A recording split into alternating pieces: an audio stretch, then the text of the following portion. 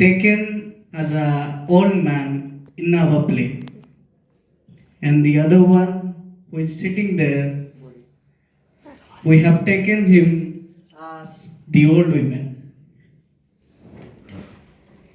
So this play is all about the absurdity. So we will keep concentration and will watch that one.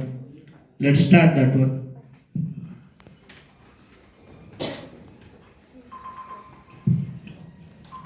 The old man stand upon a stool, gazing intensely as he leans through a window. His wife, the old woman, express concern that her husband fall out of the window and eventually pulls him away. Come, my darling. Close the window. There is a bad smell from standard water, and the beside mosquitoes are coming in.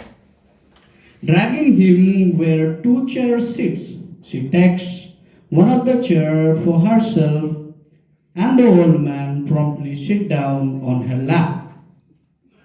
The old woman begins noting the old man with a calm serene tune that gently reminds him of the message that he is expected to deliver. I have a message. That's God's truth.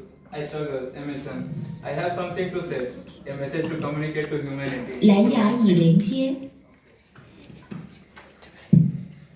The remembrance of the attack suddenly fills the old man with a minute excitement, causing him to jump from the old woman's lap and begin pacing back and forth. Still in nothing mood, the old woman reminds him of his talent and that the world is waiting him to deliver that message. Again, I'm sick of it. Then at last we arrived. That again, you always ask for the same thing. Then at last we arrived. But it's monotonous.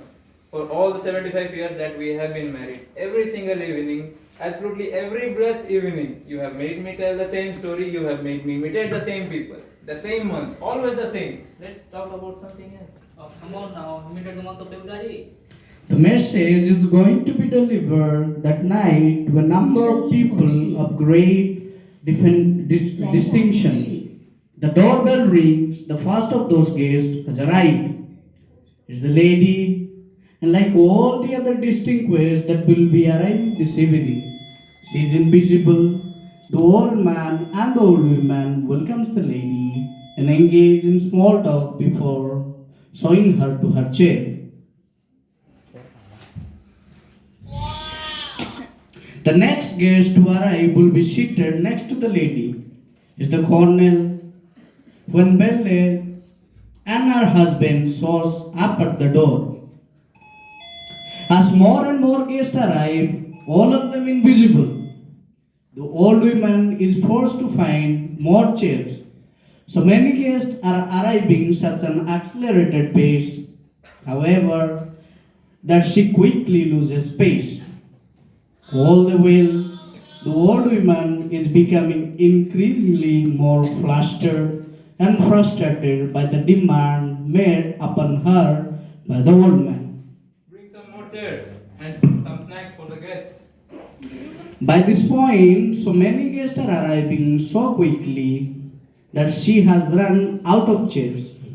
By this point, the number of guests has increased. And now, in order to even communicate with each other, the old man and the old woman are forced to yell towards each other at the top of the lungs across the crowded room.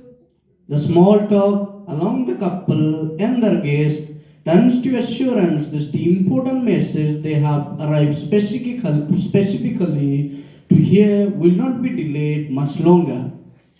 When the emperor shows up as a guest, even the old man and the old woman are duly impressed and utterly stunned. In recognition of his importance, the emperor is afforded the very best seat in the house. Suddenly, a non-invisible person arrives. He's the orator, and he's there to properly announce the message from the old man, dressed like some fine artist from the 80s. He mounted eyes and waits until the old man instructs the audience that they should feel free to ask the orator to sign autographs. Please be comfortable to ask autograph from the orator. As the orator signs his name to the meet request, the old man individually expresses thanks to each guest for coming. Then the old man turns towards his wife and expresses his thanks for her.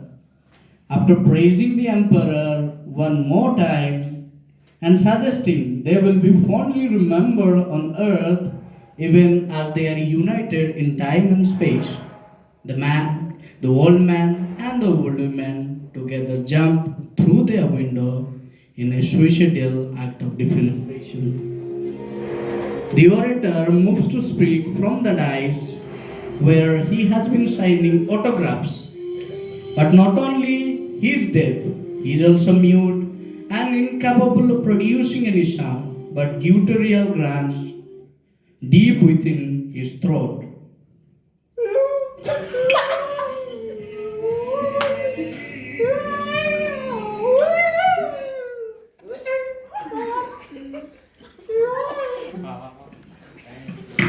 He reaches for a piece of chalk in an effort to communicate his important message through words scroll on the board behind him. The words are,